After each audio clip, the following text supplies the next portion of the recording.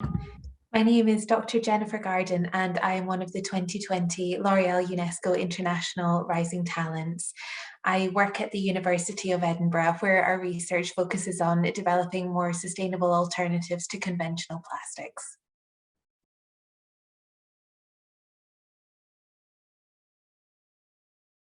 Grew up in the northeast of Scotland in the United Kingdom, and I think that from an early age I was probably destined to become a chemist, although I don't know that I would have necessarily known that at the time.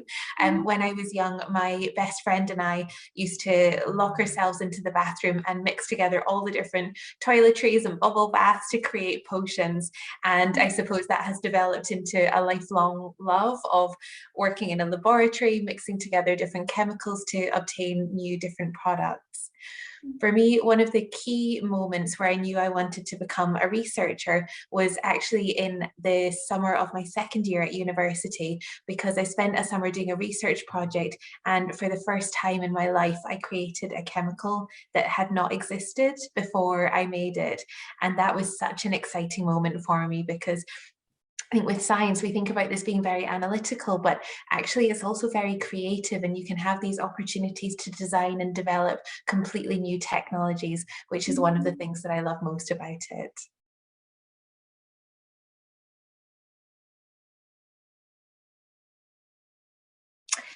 So I think when it comes to the plastic problem at the moment, we just can't continue as we have so far. It's estimated that if we don't change things, then by 2050 there will be more plastic in the ocean than there is fish, which is really quite a scary thing to say. It's quite a complicated problem because there are different challenges here. One is trying to produce plastics from more renewable feedstocks so that they're not produced from oil, which has other environmental impacts associated with it. Another one is thinking about what happens to these plastics at their end of life, because if these are entering into the ocean, then they can degrade, and this can these small particles can be uptaken by animals, which can cause changes all the way through the food chain. And we've also seen some really upsetting images of how animals can become entrapped or tangled up in plastics, and how this can have a really damaging effect to the environment. With the COVID pandemic, then there are some reports which suggest that about 1% of current plastic pollution is from the masks and gloves and things associated with the pandemic. And 1% might not sound like a large amount, but if we think about the scale of plastic pollution at the moment, then 1% is still really significant. And so I think there's a real challenge for us to address this as we move through the pandemic to the future.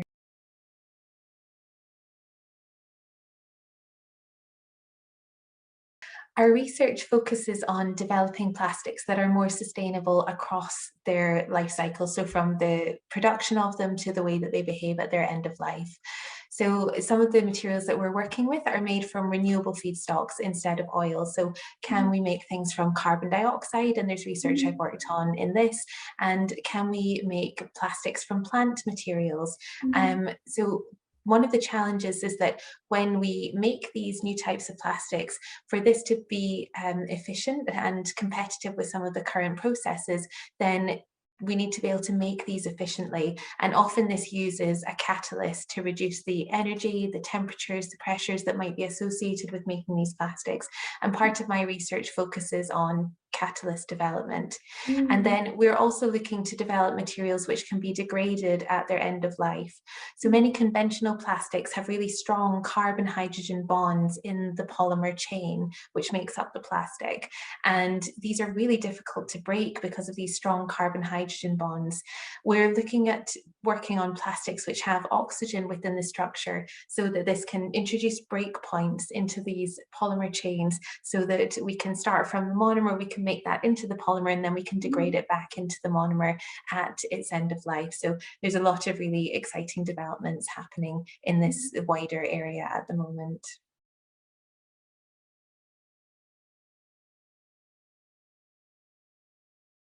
The development of sustainable plastics is a really up and coming area, and there are huge amounts of research into all the different avenues in which these materials can be used. And there is quite a wide range of where these different materials can be used.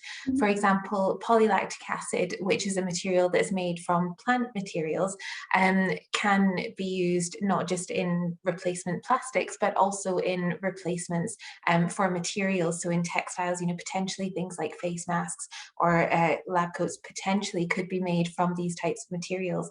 But there's a lot which is still at the early stages of research. And so there's a lot of work still to be done to understand the ways in which these different materials can be widely used. The question of personal protective equipment is a really interesting one, because this is a big question rather than it just being the materials aspect, because if there are materials being used in personal protective equipment, then there are associated challenges with this, such as how do we decontaminate these so that they can be safely used.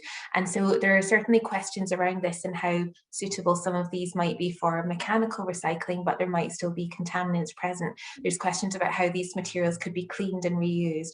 But one thing that's really interesting about polylactic acid is that this can be chemically recycled. So it can be broken down back into the monomer feedstocks that are used to make this plastic. And these can then be converted into a plastic or a material that has an identical quality to the original. And so I think there's a potential use for sustainable plastics in the pandemic as well. I think the pandemic has really highlighted that single-use plastics can have some benefits in terms of keeping surfaces safe or protected. And I think that the demand for sustainable plastics really has a role to play within this aspect as well. If there is going to be a demand for plastics to be used in certain areas, can we introduce better alternatives to some of the conventional materials? And I think that these sustainable materials with a higher oxygen content really do have a role to play within some of these arenas.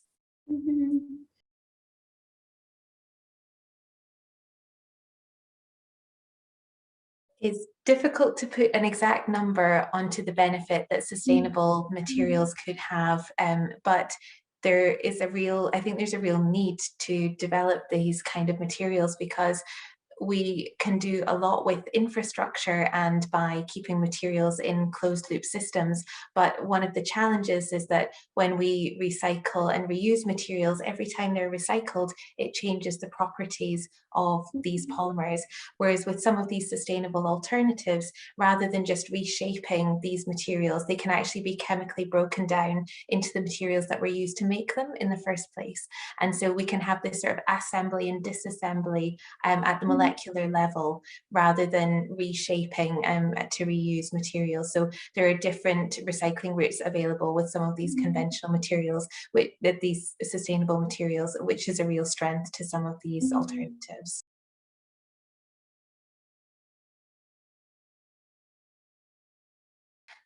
So I think there's a lot that every person can do with addressing this question. I think the first thing is to be curious and find out what's going on maybe in your local area. So how plastic waste is managed can be really quite different in different parts of each country and different parts of the world. And so finding out what is happening locally, finding out what can be recycled, is there infrastructure in place, talking to family and friends to encourage people to recycle materials, and to think about the way in which we interact with these materials. If you think about every single toothbrush that you've used throughout your life, then all of those toothbrushes will still exist in the world somewhere. We think we have this concept of throwing things away, but there isn't really a way to throw these things to. And so really thinking about how we interact with different materials and where we could have better alternatives is a really great place to start. And with so many things, then you actually have so much power to start to initiate change, maybe by writing letters to local politicians or to local supermarkets, to show that there is a demand for better materials or more sustainable alternatives. This is a really powerful method for change.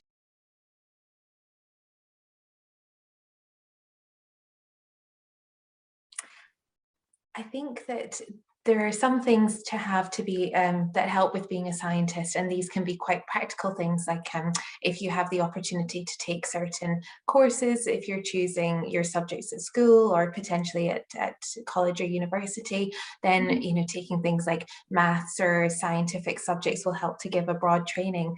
But I think beyond that, it's also the mindset. I think be curious and ask questions. There are so many incredible things that we can learn about the way the world works, and science really underpins so many of the big challenges that are facing society.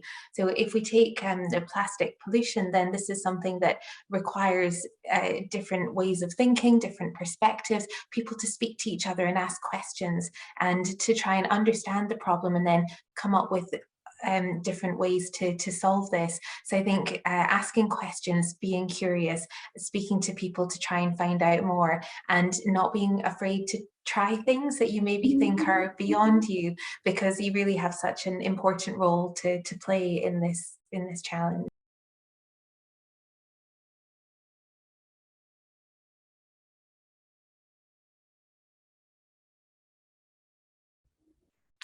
I think females have a really strong role to play in providing solutions to restore the ecosystems.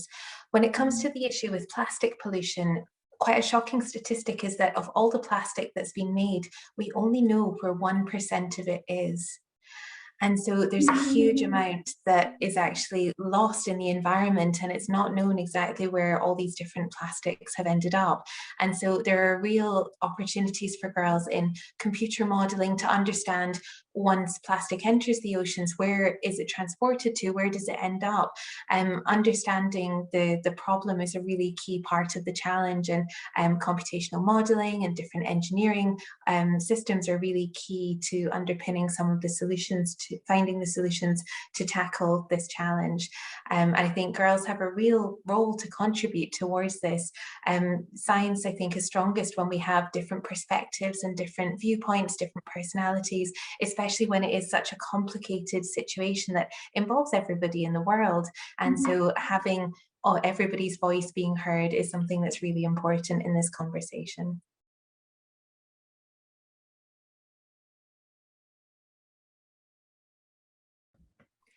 If you think that a career in science is something that you would enjoy, then go for it. There are so many exciting opportunities and areas where you can contribute to really key challenges, and there's a role for everybody within science.